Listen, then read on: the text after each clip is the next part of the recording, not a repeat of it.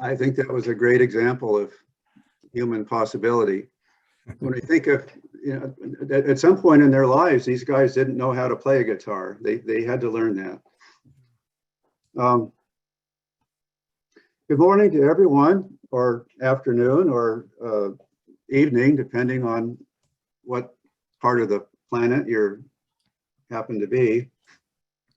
Greetings to all, and welcome to this second of a three-part series of talks and discussions conducted under the auspices of the website Universal Theosophy. This spring lecture series is aimed at taking a look into three general facets or expressions of what we could call the inner life, and how they are viewed through a theosophical lens. Last week, the subject discussed was the science of spirituality. Today, our subject will be the philosophy of perfectibility. And next week, we will conclude with a discussion of the religion of responsibility. Now, I think it would be fair to say that no definition of what it means to be human would be complete without mentioning that we human beings experience life primarily through our minds. There's an outer life that's going on all the time, but our experience of our life is in and through our minds primarily, and so that a significant part of that experience involves struggling with questions of meaning. We are self-conscious beings, and as such, we are capable of standing aside from our circumstances, kind of extricating ourselves, examining our lives, and we are capable of asking questions such as what is real? What is our purpose, if any? What is our place in the vast universe? What makes for a worthwhile life? How can I become a wiser and more intelligent, more useful human being? And a question that is so much on all of our minds in this very troubling time we're in. Why is there so much suffering in the world? How can our fellow human beings act in ways that are so utterly cruel and inhumane, so nihilistic, so indifferent to the suffering of others, when we know that humans are also capable of acts of great heroism and compassion and kindness?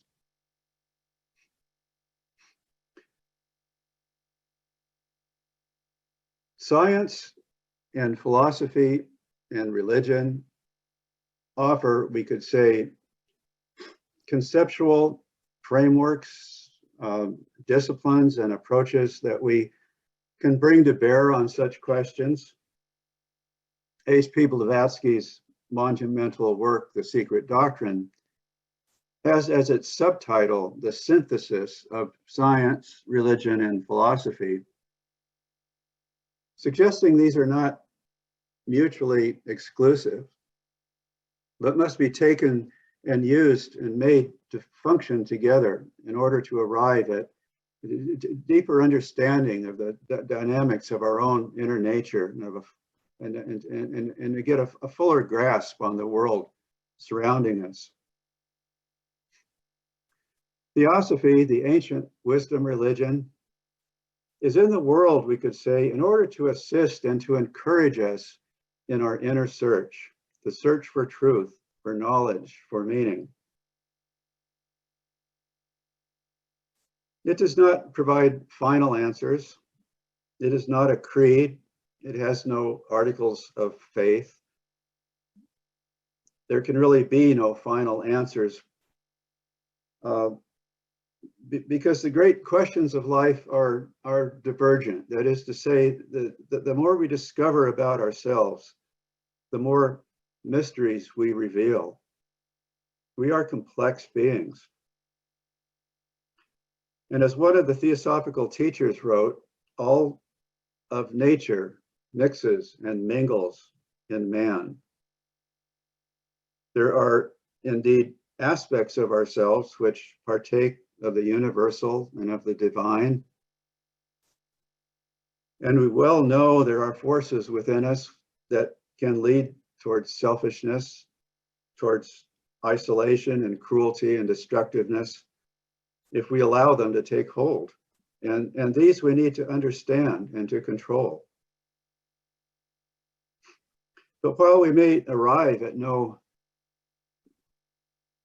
final answers, we can work to forge conceptions and deep convictions based on universal ideas and principles and grounded in reason and experience. Theosophy shines a light on such principles, the soul-affirming teachings of great sages and teachers that have been passed down from ancient and not so ancient times, that are the heritage of all mankind. In the preface to The Secret Doctrine, Madame Blavatsky stated that its aim was to show that nature is not a fortuitous concurrence of atoms, and to assign to man his rightful place in the scheme of the universe, and to rescue from degradation the archaic truths which are the basis of all religions. A study of Theosophy eventually leads one to a recognition of that path which lies before each one of us, indicated by great teachers throughout the ages, the path of self-discipline, the path of diligent search and of selfless service, by means of which true wisdom and self-knowledge become a possibility for all who choose to undertake this task. The science of spirituality, the philosophy of perfectibility, the religion of responsibility, these are all ways of seeing the path. And so with that, let us start then and dive into a consideration of the subject of the philosophy of perfectibility. Today we will have two presentations, and after the second one, we will try to allow plenty of time for some questions and further discussions. So now our first talk then, Robert, do you want to take over the screen here, and we'll let you carry on. Oh, thank you, Russ. Yes, let me do the screen share.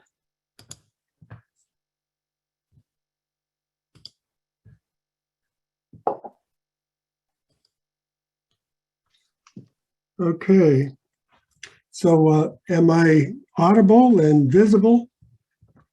Very much. Okay.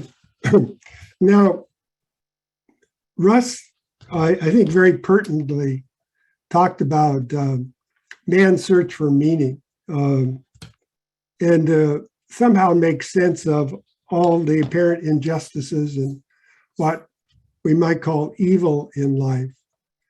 And I don't know how many of you have done this, but this student, went through all the philosophical literature like Tolstoy and Dostoevsky and Hesse and Herman Melville, and then the popular, Kahil Gibran, Krishnamurti, ended up studying philosophy at the university, studying the pre-Socratics, Plato and Aristotle, and moving on to the Arab philosophers like Ibn al-Arabi.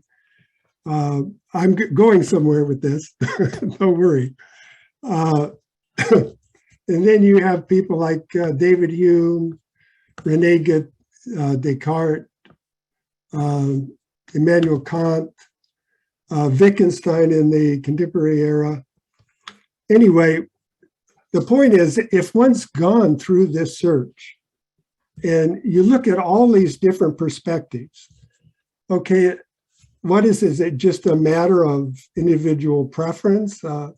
Is there anything that links all of these ideas together? Are these just a bunch of different opinions?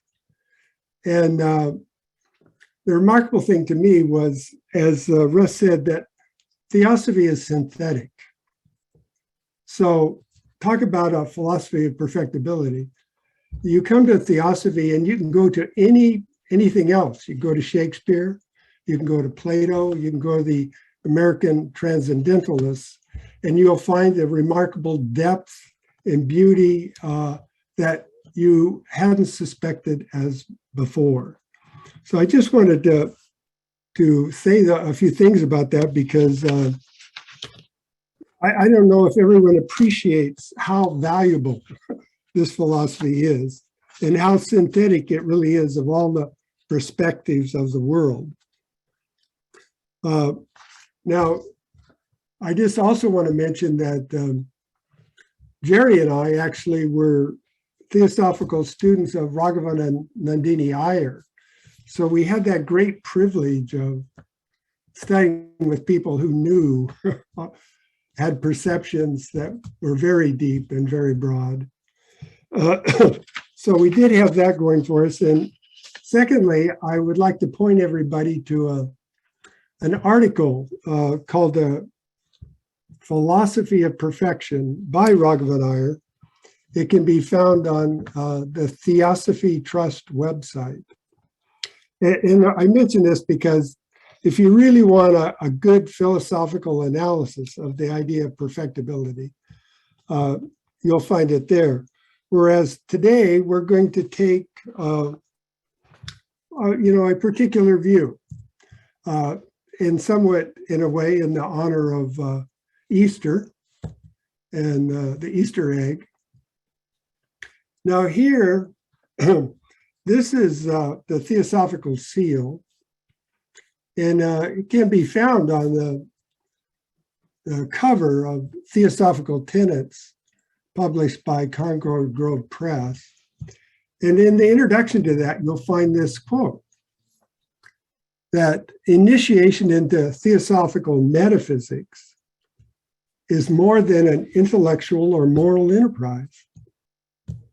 It is a continuous spiritual exercise in the development of the intuitive and cognitive capacities that are the highest available to men. A process that includes from the first a blending of the head and the heart, through the interaction of viveka and vairagya, discrimination and detachment. Now, what's interesting about this, and I think Russ pointed to this, that Theosophy involves a continuous spiritual exercise. That's the idea of perfectibility. That, and these elements are, in fact, you could say that the 2 volumes of The Secret Doctrine by H.V. Blavatsky, and, also dictated to her by her masters, can be found in the Theosophical Seal. One of the Mahatmas calls this serpent, the great Nag, the serpent emblem of eternity, where the positive is ceaselessly attracted by the negative, the head by the tail. So we have ceaseless cycles without beginning and without end, each one leading to greater perfection, greater etherealization, to obviously unimaginable heights until we develop our intuitive and cognitive capacities. And you'll remember that our immediate function in the race that we're in is to raise the manas and buddhi of the race, the mind and intuition of humanity. And in some ways, you could look at these interlaced triangles as, buddhi and manas completely interlaced and functioning as one. It is also the symbol, of course, of the upward spirit and the downward matter. And spirit always operates through some basis of matter. And then in the middle, you have the Ankh, the Egyptian symbol of life, which is also physical life as well as immortal life. And the perfections, the energy, the kind of perpetual motion around this cycle, endless cycles, is symbolized by the swastika, which in a way is like our heart, right? We have it ceaselessly keeps us alive, keeps the blood flowing from the system. It goes through the whole body, through the arteries, comes back to the heart through the veins.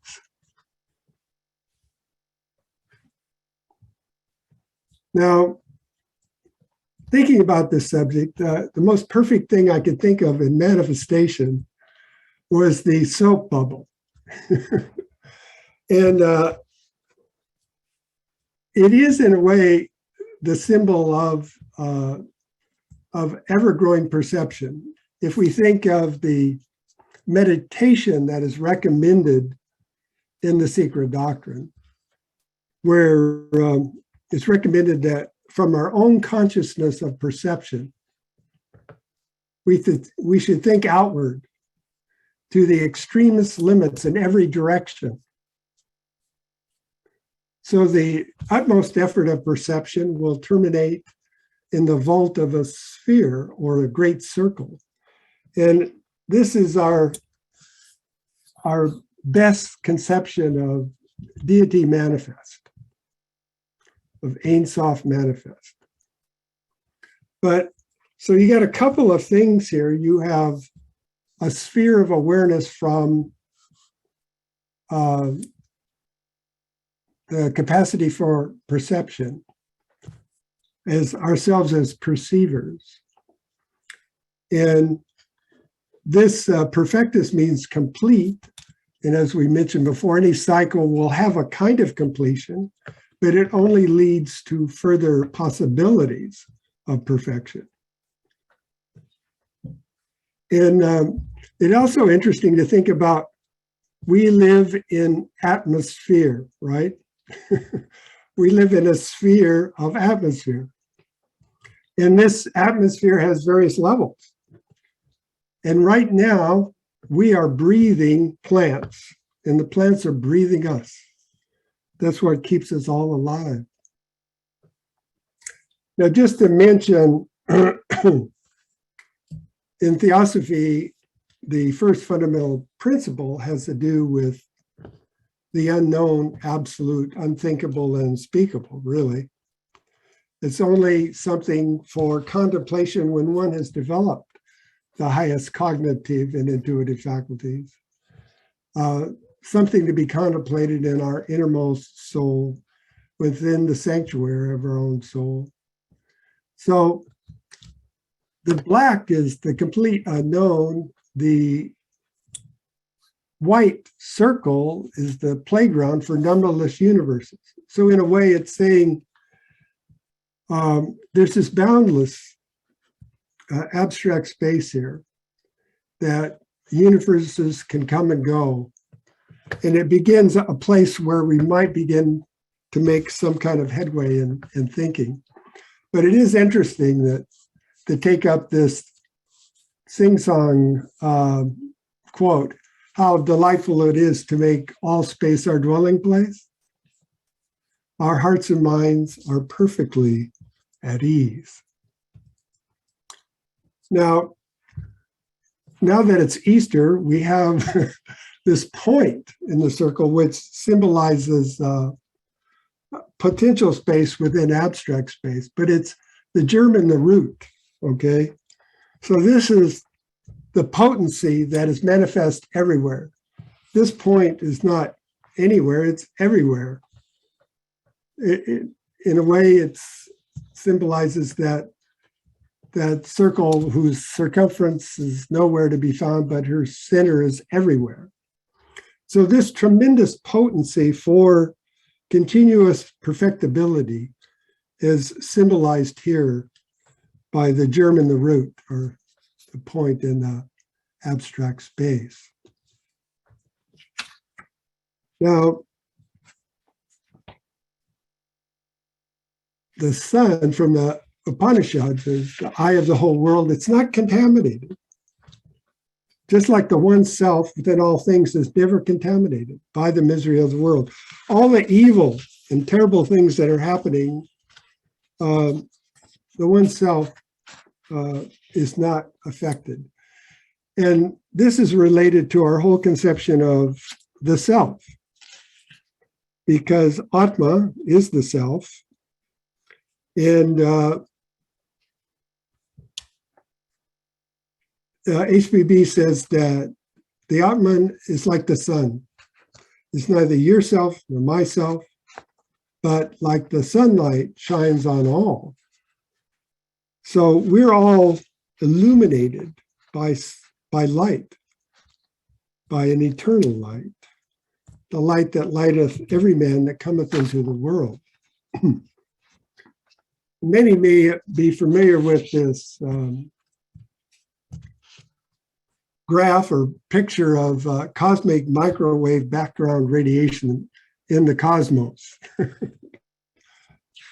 And in this picture, it reminds you of an egg.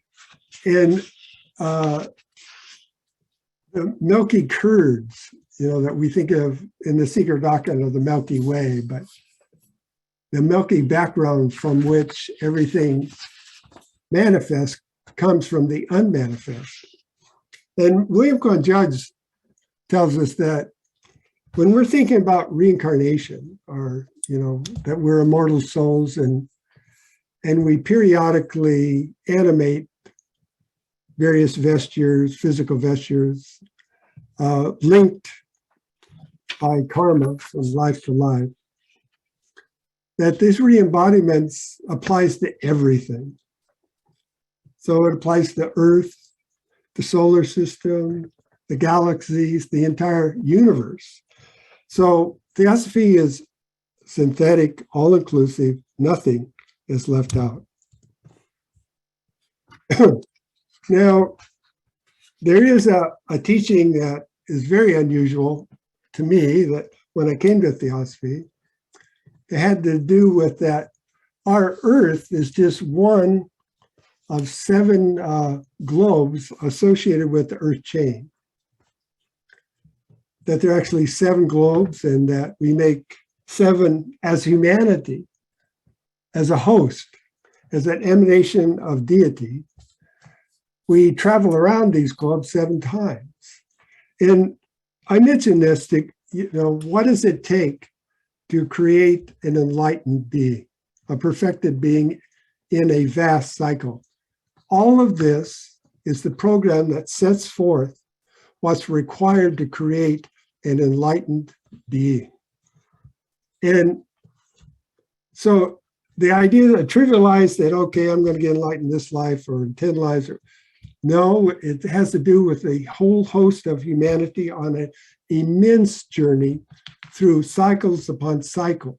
And we're way down here, apparently, in the 4th round, on the 4th globe, in the 5th race of the 5th sub-race. So we're on our way up, but we just made the turn. And it says here, though, that, wait a minute.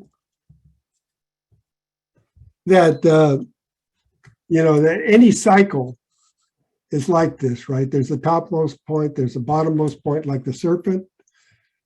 And the bottommost point is the most concrete, the most physical.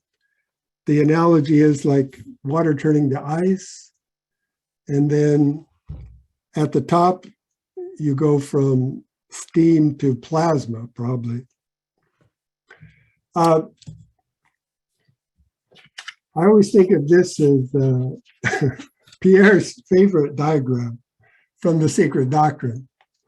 But it is very instructive. We won't go into the details, but the Atma is up here, right? And then these represent the various aspects of the globes. And you can think of these planes as planes of consciousness. You know something about the physical world down here in objective perceptions. We know a little bit about, concrete dreams, but we also sometimes have really clear perceptions that we would call higher psychic visions. And then you have the realm of spirit, of intuition and buddhi.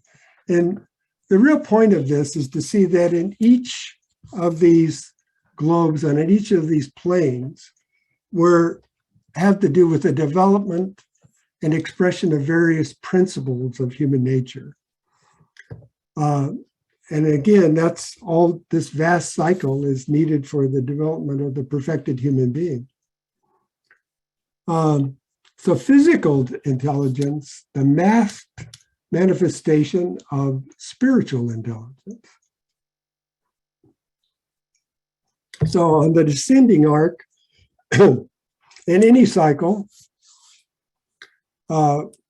each lower level of manifestation will be physically more intelligent. But on the upward arc, we get a refined form of mentality commingled with spiritual intuitiveness. So we're now on an upward arc, and we're involved in refining our mentality, making it more sensitive and unified, not like thinking of ourselves in a field of vibrations rather than concrete personalities separated from one another, with the possibility of catching glimpses of spiritual rays above us. Now, we may think that this idea of 7 globes or 7 differentiations of matter that we have to pass through, but every person passes through it in a single life. Each of these has a different expression of matter, right? At each stage of growth and development, we have different expressions of faculties, and they're really different substances. So they're all united in a single growth, but they're really different kinds of substance or matter at each stage. So analogy and correspondence holds from the highest to the lowest. And of course, we have the beautiful picture of Ramana Maharshi here that gives us the ideal of the final stage. Now, here we tip our hat to the Ukrainian Theosophists. This is a diagram made by Olena Mertlis. And this is a diagram of all these cycles put together. Cycle upon cycle, loop upon loop upon loop upon loop. All this is required. This is like Saptaparna, the 7-fold man plant. Of course, that man plant means the human plant, male, female, ultimately transcending both. But it's just interesting to look at it like that this is us as humanity, living and growing. And as Judge says, it's all for the experience and emancipation of the soul. Raise up all matter to the stature, nature, and dignity of conscious Godhood. And for us, self-conscious Godhood. And it requires perfecting after transformation of the whole mass of matter, as well as what we call soul. And this is symbolized by Avalokiteshvara as explained in the Secret Doctrine, where these are the various races of humanity that we've been through, with the fifth race at the top. And this journey is required through the power of choice. So metaphysically, perfectibility concerns the relationship of the infinite richness of consciousness to the infinite variety of possible form. So this is kind of like Krishna consciousness. Concretely, perfectibility means every human being is engaged in defining what is perfect and perfectible amidst conditions of limitation and imperfection. That's us, Arjuna, the pilgrim soul. This is actually a quote from the Philosophy of Perfection by Raghavan Iyer. So you have this infinite plenum, infinite richness of consciousness with a host of divine consciousnesses and our own spiritual divine nature trying to create perfection within limitation and imperfection. And to do this, the Secret Doctrine, and also it's found in the Key, tell us it's all determined by karma and the choices we make. We create our own destiny every birth and every death. We weave our own destiny because it's like, who are we being guided by? Are we guided by this spiritual, invisible prototype, the Dhyani Buddha within, or by our more intimate astral or inner man? And this is well symbolized in the Ramayana by Rama and Ravana. And here you have the portrait of, and today is Hanuman Jayanti, by the way, so we can salute Hanuman, the archetypal devotee of the spiritual teachers of humanity. And you can think about the original awakening of self-consciousness in humanity, and this is the way that humanity would feel. Whereas the very proud, self-assertive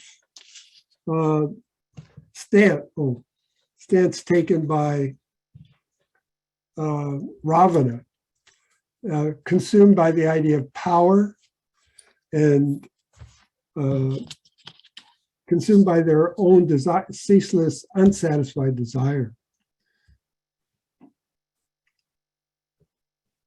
So that in all these realms, the incarnation of the Atman, or the Atmic light, and the corresponding degrees of human perfection and karmic responsibility increase. Now, the whole point of this is just that on this upward arc, here we're right here, that our sense of responsibility for each other and all of nature increase. So we have to be very careful about our thoughts. Now, this is from the Theosophical Glossary, and I thought it was just remarkable. It's a nice summation of the enlightened being. The Buddha, of course, is the archetype of enlightenment in history. But we have to break through, and I think Jerry will be talking about this, the sense of bondage to personality and sense, get a perception of the real self or the Atma, separate ourselves from our personality, and to learn the utter unreality of the visible cosmos, and thereby reach complete detachment from what is evanescent and finite. Like burst that bubble, you know, like the bubble of the soap bubble, the cocoon of false appearances, to burst that. And live, and this is the ideal of Nirmanakaya, live an immortal life on earth, being able to help and teach others. Now, this is a very interesting thing for all of us that are gathered here together, that this is a statement that had to do with Europe about universal brother, right? And a practical application of what this might mean. It's an association of affinities of strong magnetic yet dissimilar forces and polarities, centered around one dominant idea. This is what makes possible what one can fail at, the combined will many will achieve. So even like us, in all these gatherings that we do, this is really our one object. The world really needs this philosophy because it's synthetic. It makes sense potentially of everything. So that's what we're doing here today. We're trying to establish strong affinities and magnetic ties that can help humanity. This is a picture of the International Theosophical Conference that was held here in Santa Barbara. And this is a final slide. This is a Tibetan Tanka. This up here is Tsongkhapa, and he has a couple of attendants with him. This is a devotee, someone devoted to a disciple of Tsongkhapa. And what's interesting are these magnetic lines between the teacher and disciple, and this disciple himself, a teacher of many others, and in addition to common people and animals, like these influences spreading throughout the whole of nature. And all of this is connected to this thread of Maitreya, symbolizing the compassionate Buddhas that manifest. So at this point, we'll let Jerry Keefe give us some practical instruction on the path to perfection. Thank you very much, Robert. And Jerry, you ready with your talk? I guess carry on.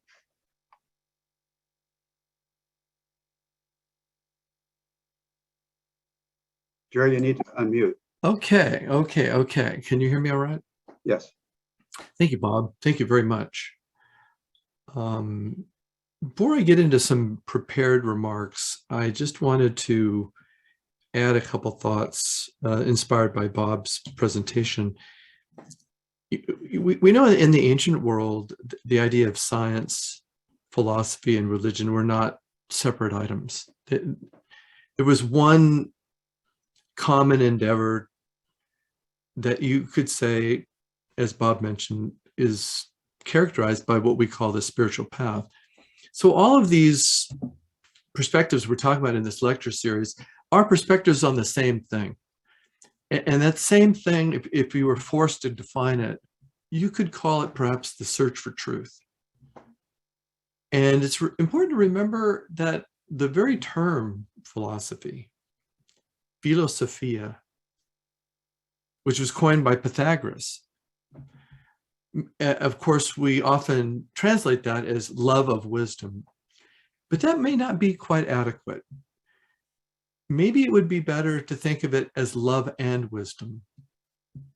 Maybe we could even take the word love and use the Buddhist term, compassion. Philosophia is therefore compassion and wisdom together. And you get the idea of the caduceus with the twinned serpents spinning their way up to the top, and the dome with wings is perhaps truth, and wisdom and compassion are necessary for the elevation of the soul. So with philosophy, it's really important to remember that it doesn't exclude the heart. It's really important to remember that the elevation of our feelings and of the heart are equally important with the elevation of our thoughts and ideas. So one can't really pursue the truth. One can't really pursue wisdom without love, without a passion, a driving force. And we think about individuals that have a great love for their sport, for their instrument, for their family. They pour themselves into it. They commit their lives to it. in toto. And this is the kind of idea that's pointed to, I believe, by Pythagoras when he mentioned, he put those two terms together, Philosophia. So now to get into some prepared remarks that I have for everybody, I want to start with a story. And this story comes from the Dalai Lama, Tenzin Gyatso, and it goes like this. Formerly in Tibet, there was a famous Lama called Dram. One day, Dram saw a man walking around a reliquary. Walking around a reliquary is good, he said, but practice is even better. The man thought, well, then reading a holy book would be good. He did so, and one day, while he was reading, Dram saw him and said, reading a holy book is good, but practice is even better. The man thought, this also does not seem to be sufficient. Now, if I do some meditation, that will certainly be practice. Dram saw him in meditation and said, meditation is good, but practice is even better. The man was amazed and asked, how does one practice? Dram answered, do not be attached to this life. Cause your mind to become the practices. Dram said this because practice depends on thought. Now, practice for Dram is the process of reorienting one's thinking and feeling. It is a training of the mind and heart to function on a higher plane. The mind must become more universal, the heart more compassionate.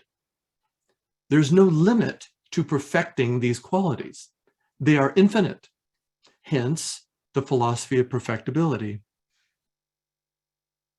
This requires a radical reorientation for the disciple. Philosophically, it is the gradual detachment of identification from the persona, the mask, the identification with name and form, and the training of the mind to function from an ever more universal standpoint. It is a gradual withdrawal from attraction to pleasure and the fear of pain, which is refocused on the nobility of duty and service for one's fellow man. Each human being, from the standpoint of the immortal soul, is born to fulfill some group of duties on behalf of those around him. It is a long transition from selfish to altruistic motivation. There is no formula for this. There is no panacea. The individual must untie their own knots. The web of self is millions of years old. One must become the great sifter, as the voice of the silence advocates, and extract the germ from the chaff. No one can do this for us. We must do it for ourselves. Theosophia, the philosophy of perfectibility, requires a recognition and a negation of what is temporal and ephemeral. This requires perspective. We must look within and discover what is blocking our path, what is holding us back. This centripetal activity must be counterbalanced with an affirmation of what is permanent and eternal. We know this is exceedingly hard, and one knows hardly where to start. So we start by expanding, by looking beyond. Emerson said, the life of man is the self-evolving circle, which from a ring imperceptibly small, rushes on all sides outwards to new and larger circles, and that without end. This is the opposing side of the dialectic, the effort to join one's heart to the hearts of one's fellow man. The quest to feel the great heart of humanity is the centrifugal practice that must be combined with negation. Meditation, centrifugal, and self-study, centripetal. Transcending the personal self through meditation, correcting the imperfections of the personality through self-study. The student needs both. We are told that one reaches a point where the machinations of the desire mind, a mind captured by desires, becomes amusing and even funny from the standpoint of the observing, detached individuality. For most of us beginners, it does not seem so funny. In fact, it feels more irritating and agonizing to have revealed before the observer's gaze the tentacles of selfishness, the chains of self-concern that we have wrapped ourselves around. But when we see people like the Dalai Lama and Desmond Tutu, full of joy and laughter about the human condition, you cannot help but feel that there's hope for all of us.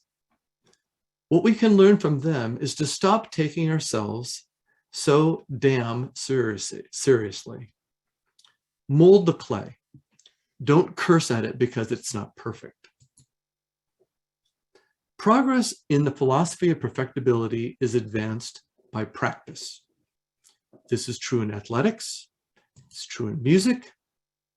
Remember those three brilliant musicians at the beginning of our program talking to each other through their guitars as if it was some sort of Indian raga. It's a good example of this enormous amount of practice manifesting. And it's true in all the arts and sciences. And it's true in the development of all human skills. Why would it be any different in the most profound human challenge of them all, self-realization? Krishna in the Bhagavata Purana tells Uddhava, the wise exalt themselves by self-endeavor. Dhram recognized that spinning the prayer wheel, reading sacred texts, and even meditation, all worthwhile endeavors, mind you, are all secondary to the practice of assuming the mental posture of the immortal soul. And this is done gradually and incrementally so that one grows as a tree grows, ring by ring, cell by cell, fiber by fiber. So if we maintain the intensity of practice and persist under stress, which were steps 5 and 6 in Pierre's presentation when he gave us 7 disciplines for the student to consider, we are eventually afforded a glimpse, however small. We gain a fleeting taste of the soma juice of a higher life. Whether it be a moment of profound joy for accomplishing something difficult or enduring some challenge, a brief glimpse of the pathos of the human condition, a witnessing of the sweetness of a young child, or a moment of overwhelming gratitude towards one's parents or grandparents, are enough to spur one on, to encourage us to keep climbing. It is enough to sustain the quest of perfectibility, wherein one day these fleeting experiences may become more frequent and come to dominate our existence and inspire us to be the best version of who we really are. And what is the message of the sages and mystics who have mastered this mighty art of yoga? They tell us that this sovereign position of mind and heart is akin to being filled with light. Enlightened means the conjunction of manas and buddhi, wisdom and compassion, fused together with courage, which is why L. Frank Baum in The Wizard of Oz had Dorothy accompanied on her journey back home by the Scarecrow, the Tin Man, and the Lion, all of whom were in search of the attainment of wisdom, compassion, and courage. And much to their surprise, was already hidden within them and revealed by practice.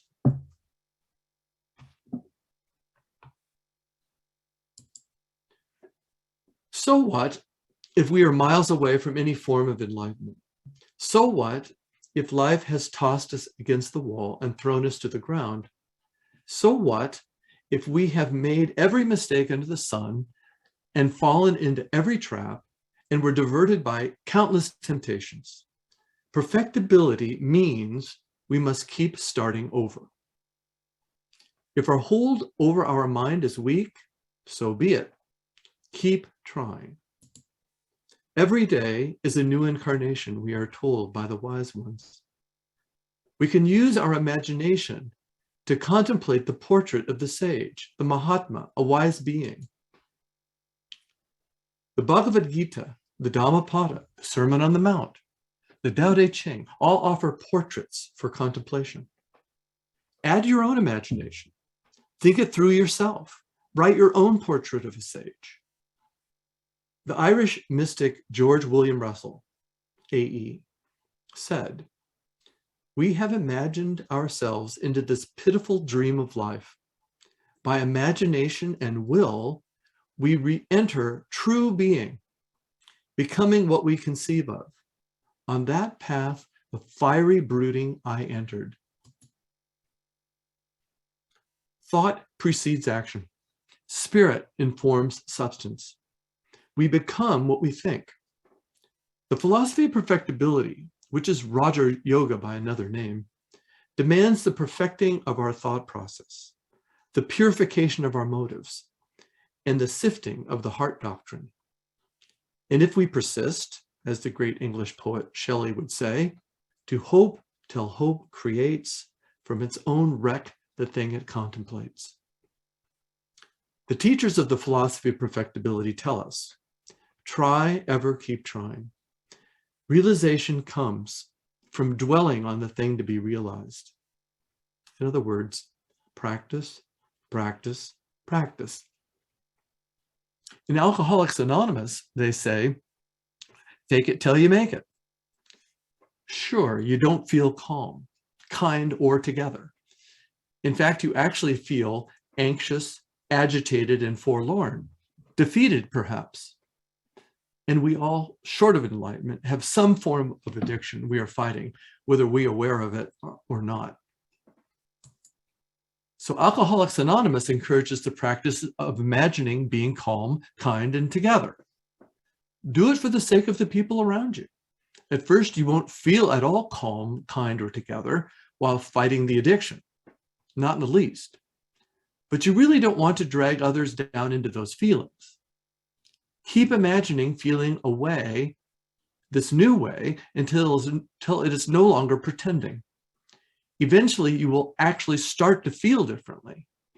Fake it till you make it, they say. And why does this work?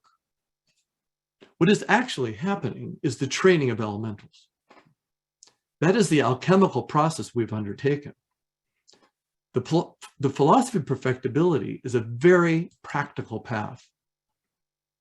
From this vantage point, one is forced to concede the theosophical admonition that the whole of life is a practice. The philosophy of perfectibility infers that man, qua man, is a chooser.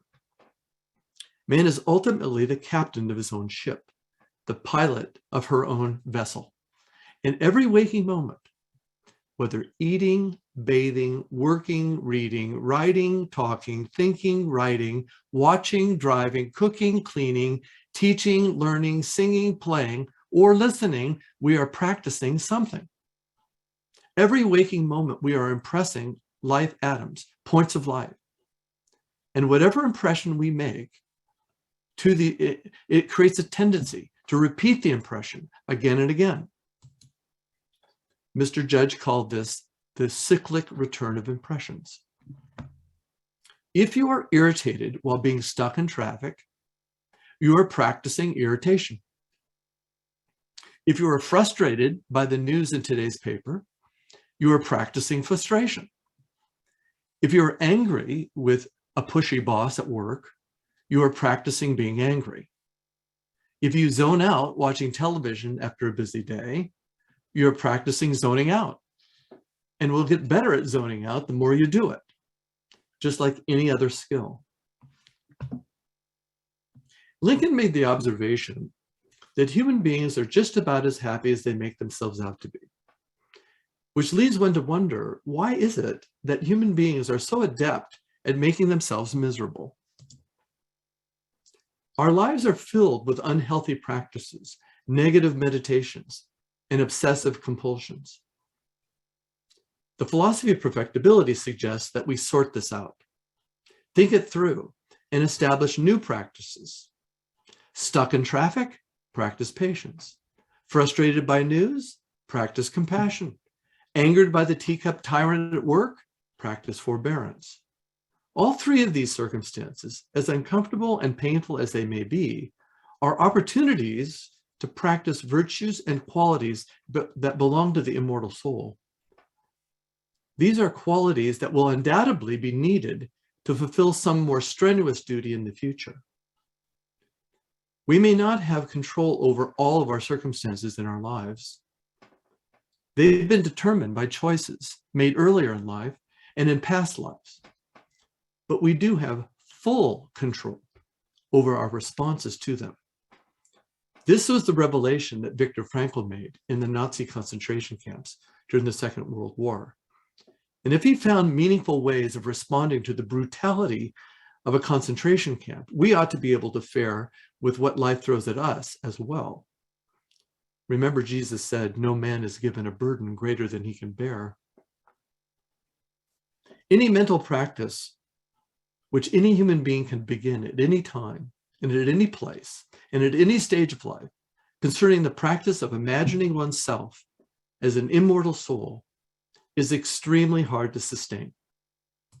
Extremely hard. Let's not fool ourselves. Let us appreciate the magnitude of the task before us. Let us not fall victim in the cynical times that we live in, that any panacea, ritual, routine, dietary change, memorization of text, perusal of books, attending of lectures, participation in study groups, and the like can substitute for the actual discipline of practicing the mental posture of the immortal soul. There are no shortcuts and cheap solutions in the spiritual life in regards to human perfectibility. And it is precisely because of this point that it is an endeavor with so much nobility. We can measure our progress in this regard by the degree to which we see others in our lives as immortal souls too. You cannot do the one without the other. So let me leave you with a passage from our dear friend B.P. Wadia, who talks about this vantage point of the immortal soul.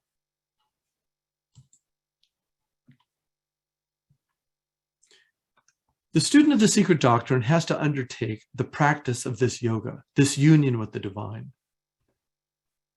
There is no one within whose reach the beginnings of this higher life do not lie. Theosophy is for all, but everyone must want it for themselves. Therefore, it is only for those who want it. The proportion as each wants it, he takes it, and in that measure gains the clear vision of a true understanding and the unmistakable realization of the unknowable self. Very different from the so-called yoga practices in this simple life, which is strenuous, this hourly living, which is heroic. And what is it? When we see the matrix of the pralaic space in the bed in which our body sleeps, on waking, recognize its potency to refresh and build that body.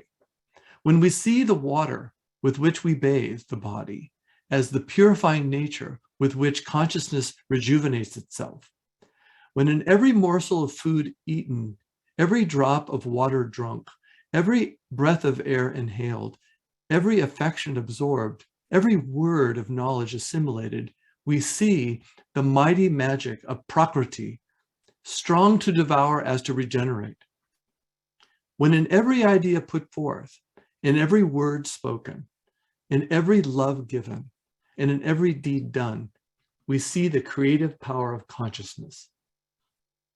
When in every child we see the divine babe, in every woman, Devaki, the mother of Krishna, in every father, the mighty Prajapati, in every faithful wife, the peerless Sita, When in every melody we hear the music of Orpheus, and in every movement perceive the grace of the Theosophy, when in every enlightened mind we see Hermes, in every virile body, Heracles, and in every Nara, man, Narayana, God, I, even in the sick and the infirm, that which is named Narayana, the God who elevates through illness. When in our every virtue we see the incarnation of Vishnu, and in every vice that of Ravana, and in every overcoming and change that of Shiva, then do we raise the self by the self unto the self. Thank you very much.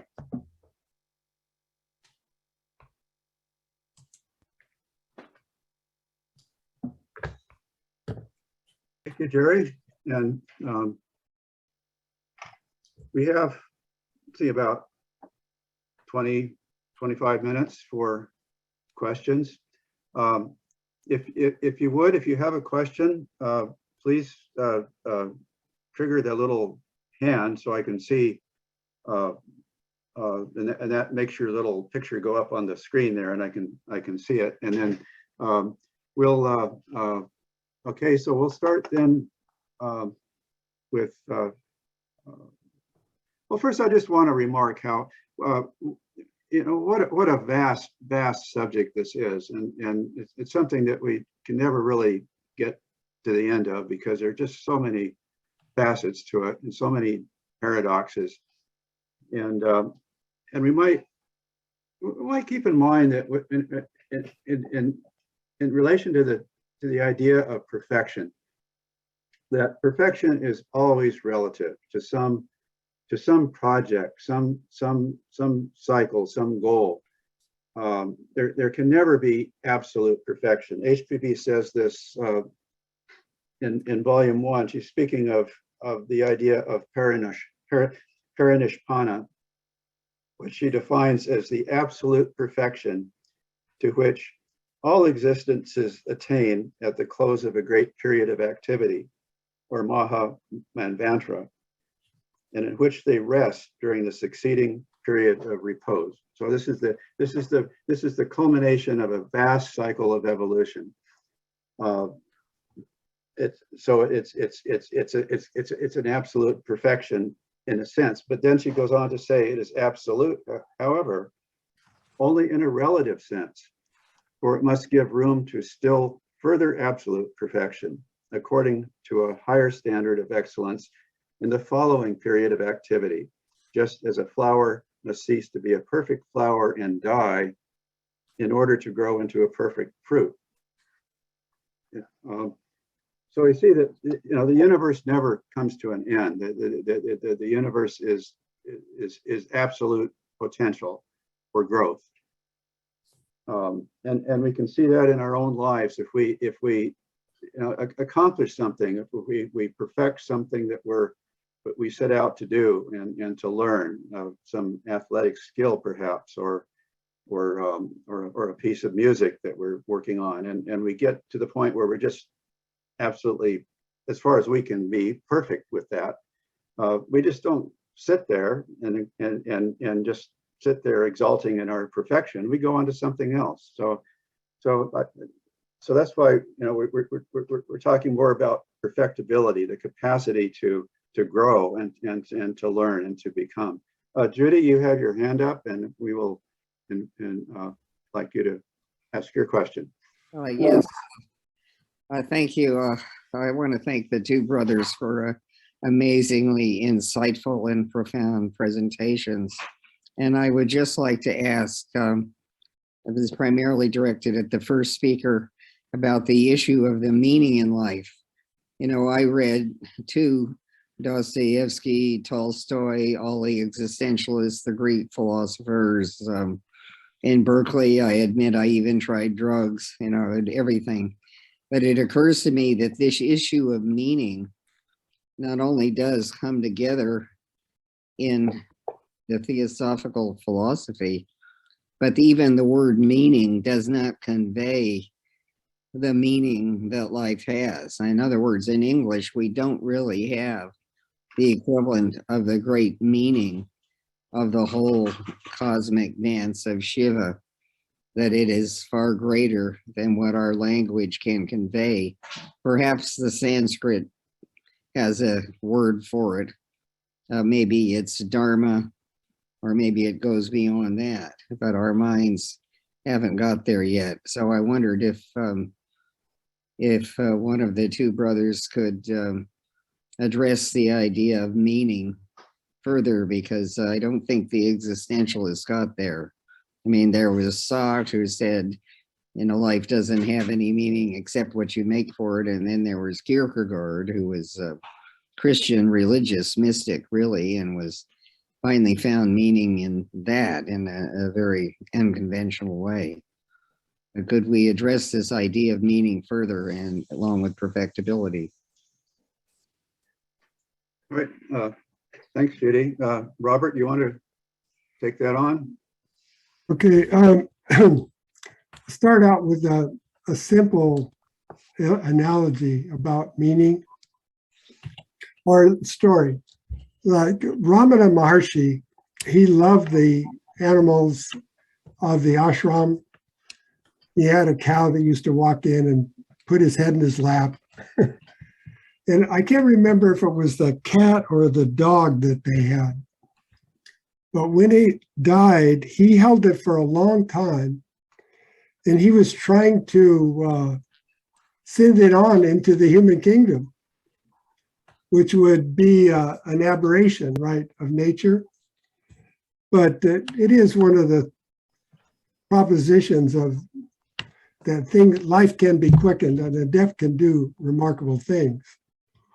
And he was unsuccessful.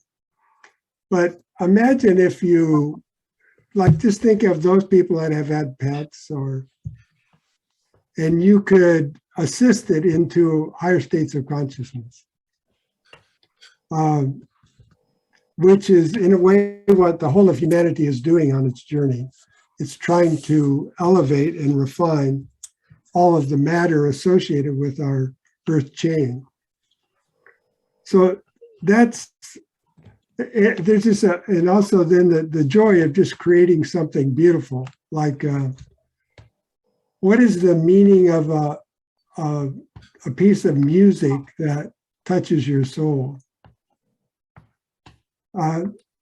It's a kind of unity that is a kind of meditation where one is completely absorbed in a certain state of consciousness. Then the other part of it, in the philosophy of Theosophy of reincarnation and karma, that gives us a remarkable sense of the possibility of learning.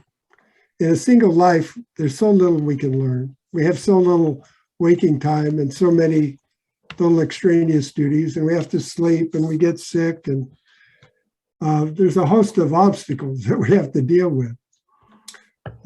So the idea that we have many lives to work together to create a better civilization, and that all things will be worked out in terms of the laws of harmony. The laws of harmony are continuously at work. So if there's an injustice, like we see in Yemen and the Ukraine and places in Africa, these eventually will work themselves out as the cycles move on. In the meantime, what we're trying to do is minimize some of the suffering on the journey there too. And that is really meaningful. If you've ever had somebody do something that was just right, I mean, whether you're really depressed or you were in pain or you were ridiculously irritable, all the conditions Sherry talked about, and somebody did something to reverse that, it's meaningful to you. So those are, one could go on, but here's a few comments. Thanks, Robert. I think I'm going to go on to Elaine. If you would ask your question and speak Yeah. loud and clear. It's related to the Secret Doctrine, Volume 2, page 95. It is written, perfection must be, to be fully such, must be born out of imperfection. The incorruptible must grow out of the corruptible. Having the latter as its vehicle and basis and contrast. Is it possible to get some clarification on that? Can we phone a friend? I'm sorry. I was Jerry, kidding. but do you want to speak to that? Well, I was just going to say, can we phone a friend? No, I what I would add to that or respond to that is that there's that wonderful phrase from Emerson when he said, I, the imperfect, adore my own perfect. There's a part of oneself that is already perfect and doesn't need improvement. But there is the manifest self that needs to go through a whole evolutionary process of perfectibility. And a human being is really both. We are both the observer and the participant at the same time. Mm-hmm. And kind of like a musician in an orchestra, we're trying to perfect the use of our instruments so that we can contribute to the overall harmony of the performance. And there's an infinite amount of improvement to be made. Mm-hmm. So in that sense, Emerson's expression, I, the imperfect, adore my own perfect, begins to make more sense to me. And I think that's maybe one way of interpreting what HPB was saying in that passage. But I was wondering maybe if other students, we've got quite a few wonderful students in our midst today, mm-hmm. might add to that. Yeah. Well, let me just reread that question, the quotation, because I think it's very pertinent to our discussion. Perfection, to be fully such, must be born out of imperfection. The incorruptible must grow out of the corruptible, having the latter as its vehicle and basis in contrast. And I mean, it kind of brings to mind in a very general way the idea that our ignorance and our which is vast and illimitable, that our ignorance is, we need to think of it as the raw material of our future growth. And so there's this, there is, you know, there has to, in order for perfection to occur, there has to be something to perfect. so that seems just kind of the logic of it. Does anyone else want to speak to this question? Well, the person that I wanted to phone for help was Maria. I was wondering what she was thinking. Maria, did you want to say something about this? She needs to unmute. Oh, you need to unmute your microphone, Maria. Thank you. Yeah. Maybe what I was pondering in the moment has some relevance to this deeper question, and that is that I was recalling the quote from Robert's talk on how delightful to make all space our dwelling place, the heart and the mind at perfect ease. And then I was recalling also the point just a few moments ago too, that we're here somehow to elevate and refine all the matter on the earth chain. Now, both of those are incredibly profound. My question is, and perhaps even relation to the last two, is that how is this practice of becoming all space, the whole question of spaciousness itself, can it move us beyond, or how can it move us beyond being enmeshed in the mind's circling around imperfectibility and perfectibility. Can we somehow embrace both of those equally without strain, becoming spacious enough in the mind, quiet enough to hold both of those concepts without being preoccupied with either one? And if we do that, can somehow the process work within us without too much interference? Could you state once again what are the two things that we're trying to kind of balance here? Yeah, the one example was becoming all space. Becoming all space.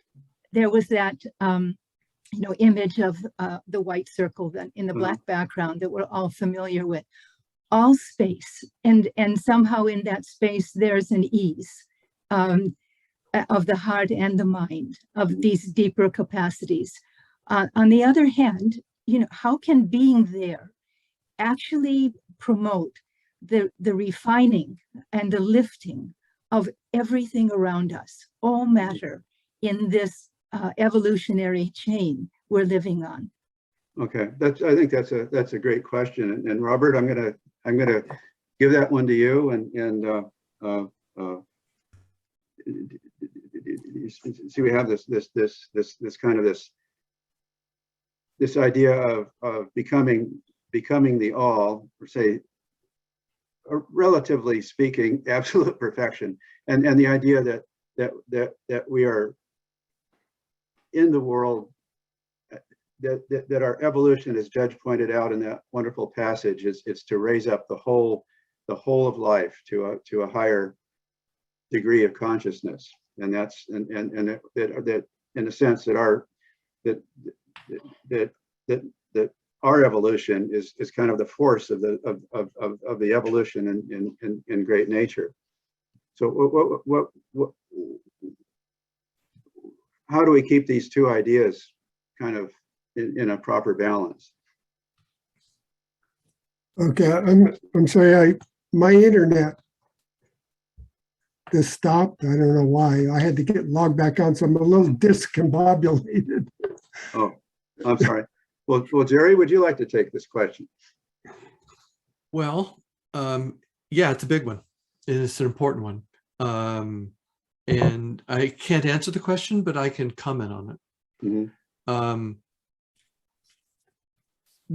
When we think of ourselves, we locate our identity within our bodies. We usually start there. And interestingly, if you were to point to your body and say, where am I in this body, you'd probably point to your head. I'm up here. My hands and feet are down there, but I'm up here. The point being is that we're locating ourselves in a location. The self is in a location. But actually, consciousness is not limited by space and time. Our mind, in its largest meaning, has no location. Our heart, if you will, has no location in space and time. What's immortal within us, which is what we really are, has no location in time and space. So right off the bat, this concept of self is without location. It's everywhere. It's nowhere and everywhere.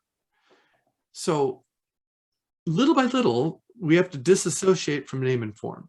This is a major undertaking, and it requires practices and disciplines to try and divest ourselves of this fundamental misidentification. And part of it is trying to identify with space in general, which is going back to Maria's question. What would it be like to think of oneself as being everywhere?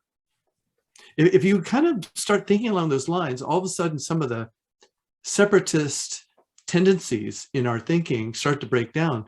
If the self is everywhere, in every creature, in nature, in each other, then there's nowhere where I am not. And so space becomes, at least abstract space, using Bob's statement earlier in his talk, where he talked about the idea that a point, I need help, Bob. A circle with its point everywhere and its circumference nowhere. That's what I'm trying. It elicits this feeling that divinity is not bounded, and our own consciousness is rooted in that boundlessness. So all I'm saying is that these kinds of exercises, these ways of thinking, start to break down a little bit this identification with a location in space as to where I am, so that little by little, you know, we're not bounded by our senses, and in the back of our minds, we're identifying with something greater than name and form, with the consciousness itself, with the capacity to perceive itself. That's who and what I am. And maybe that has something to do with this using space as kind of a metaphor for relieving that misconception, is trying more and more to identify with all of space. Other thoughts? Yeah, I just, what comes to my mind is a couple, just wonderful phrase that HPB has in The Secret Doctrine, where she speaks of the inane, the imbecile, the instinctual beatitude of a purely spiritual existence. Speaking of the role of mind beings and coming into incarnation, and the role that they have in the evolutionary process, it's our role to get engaged and to be active and participating in the whole process of incarnation, which is a way of realizing the self. I mean, this is a kind of a paradox again, but bringing our conscious recognition or identity with the one, with the self of all, into our daily existence, into our conscious waking state, is in one way of thinking of our evolutionary project, in terms of refining and clarifying our vehicles of perception, so that the light of the pure spirit can shine through. And in the process of doing that, we raise up all of the lives that we come into contact with. So and she says in this another place here, she says it is owing to this rebellion of intellectual life against the morbid inactivity of pure spirit that we are what we are, self-conscious thinking men with the capabilities and attributes of gods in us, for good as much as for evil. So those are all things to ponder in relation to this idea of perfectibility. And any other thoughts or questions? Mr. Galbavy, you have your hand up. Please speak. Unmute your microphone. There you go. Jerry, in your comments, in fact, I guess part of almost everything that was said, began when Robert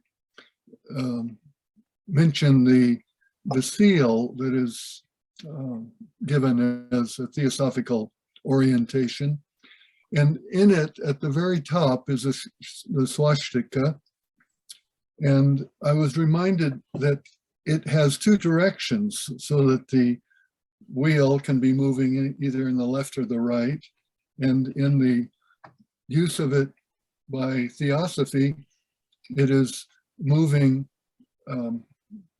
if I've got this right, in the right. But also in looking at that in other traditions, I found that it's also moving in the other direction. And I just wonder if someone might comment about how that paradox of direction or opposition is might be explained, in as much as both the shadow and light side of all things are contained in either direction. But perhaps someone could comment on that. Okay, Robert, you want to have a crack at that? Because about the idea, and let's just say that we've kind of, I think we've come to the end of our time, but we can go on maybe for another few questions. If people want to keep going here, we can do that. But just to let everyone know that this is our scheduled time is now at an end, and if anyone needs to leave, no one will take offense if you hang it up. So, Robert, you want to? Well, symbols can be, anything in manifestation. That's the thing about imperfection. Anything in the realm of duality can be used for beneficent or maleficent purposes. So the five-pointed star, symbol of monastic consciousness, higher monastic consciousness, inverted then becomes the symbol of something like Ravana. Now, when it comes to the swastika, you're right. Of course, the Nazis adopted it.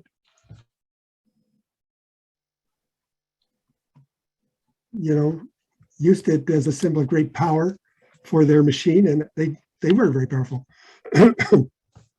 So, but it doesn't, when it comes to the swastika, you can think of, if you're in front of it looking at it, and then if you're on the other side looking at it, it's going to look like the arms are bent in different directions.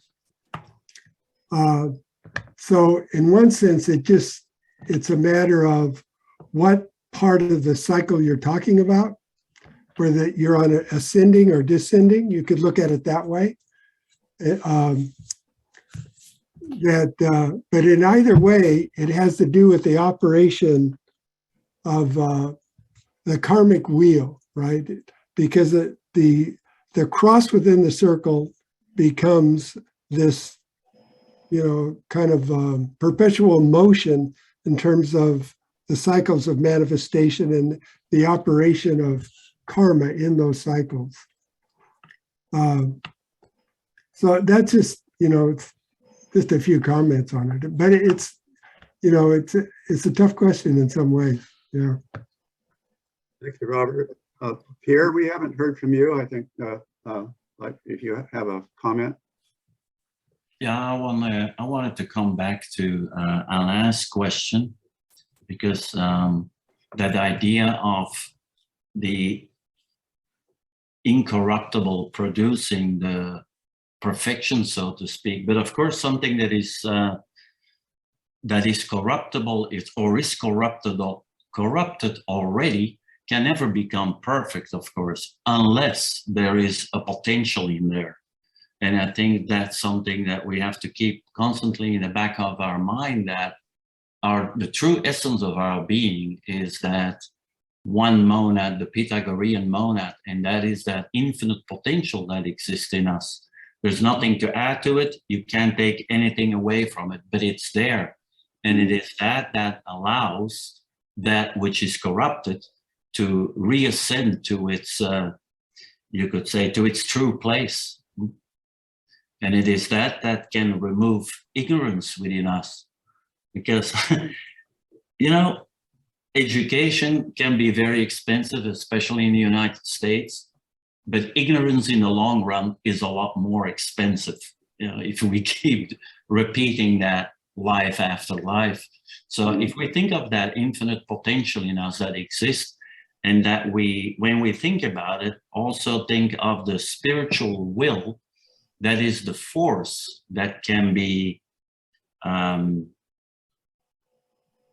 dependent on within that infinite potential. If we think of using our willpower whenever we have a problem, I find that very helpful in doing things that I usually don't like to do. It gets me over the problem a little bit. Those are great points. Thank you. Russ, we have Lori that would like to say something, and she's trying to get through on the chat, but Okay. Lori Kelly. Let's see, I got to get my. She wasn't able to put her hand up, so if we could give her a chance to speak. Okay, Lori, would you like to speak, Hi, please? everyone. I don't know if you can hear me okay. Yeah, we hear you fine. Okay, do. well, I have a question in reference to something Robert put up from the key. So those who believe in karma have to believe in destiny, which from birth to death, every man is weaving thread by thread around himself as a spider does his cobweb.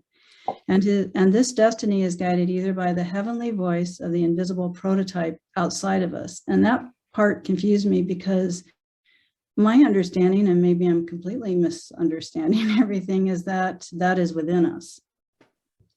So how is it outside of us and within us? If someone could help me, that would be great. Yeah, that is a good question, and it does kind of throw you in a way, but the path begins and ends outside of self. So the divine prototype is outside of personal, separative, selfish identity. That's the sense in which it's outside. Whereas one's more intimate astral is very much the tempting voice of rationalization or rational lies that's been explained. So that, like, it's kind of like Pierre was just saying. The divine prototype is just like Jesus said, be perfect, even as your Father in heaven is perfect. The divine prototype is a voice that is outside one's separative consciousness, but we can hear it. And in some sense, it's the still small voice of conscience.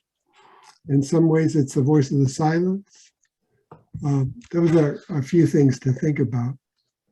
This goes back to Maria's point too. The metaphors inside and outside, when we first hear them, we typically think inside my body or outside my body. I mean, that's where we go right away.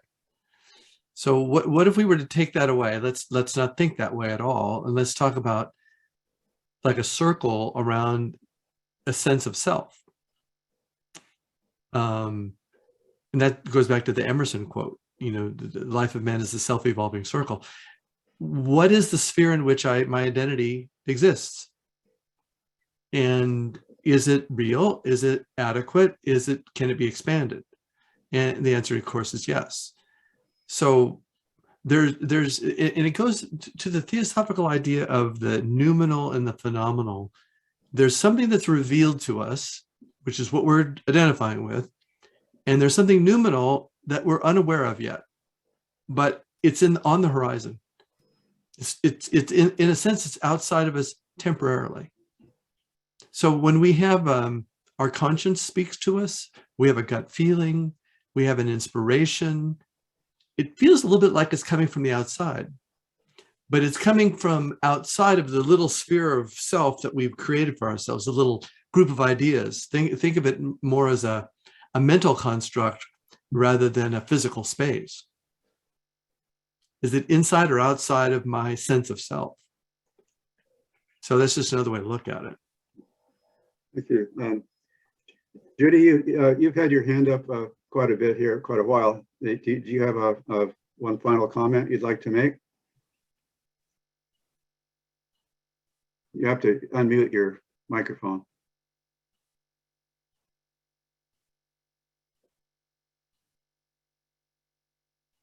Oh, I just, going back to the wheel of Dharma, I just wanted to say that the correct wheel of Dharma is going against the stream of evil and violence in evolution and going back to spiritual evolution, but the Nazis reversed it.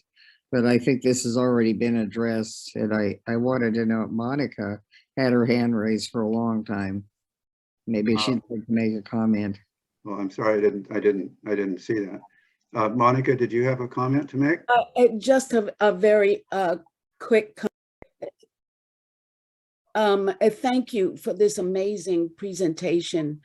Every time I hear, being a relatively new student, every time I hear about this dynamic between the inner and the outer and the higher and the lower, and our Dharma to move toward the higher and become centered and anchored in that, I'm reminded of that statement by Mr. Judge,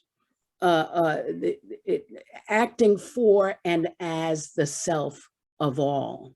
Mm-hmm. And I feel so grateful that it always comes up for me, because whatever I may not understand at this point in time, it helps me to remember to connect. And this is what we're here doing. And so what Jerry expressed about practice seemed to this student was very important. Not just the practice, the idea that we are always practicing something. So the effort to gently disrupt ourselves and come out of whatever it is we're so habituated in, this idea of remembering that we're always practicing something, and our highest Dharma is to practice acting as and for the self of all, is a great healing balm to remember. And I'm just grateful for all of you and the tons of hours you've put in that I have yet to put in these studies. So thank you and namaste. Well, thank you for those comments. Those are some great thoughts. And Pierre, I guess your hand went down. So I think we're going to end it here. We're almost 15 minutes over time. So next week we will, at the same time, 11 o'clock in Pacific Coast time, California time, we're going to have the lecture be on the subject of the religion of responsibility. So thank you all for coming, and please come again and bring your thoughts and your questions, and we'll see you next time. Thanks, everybody. Bye-bye. Be well and safe. Thank you very much. Thank everyone. Bye-bye. Bye-bye. Right.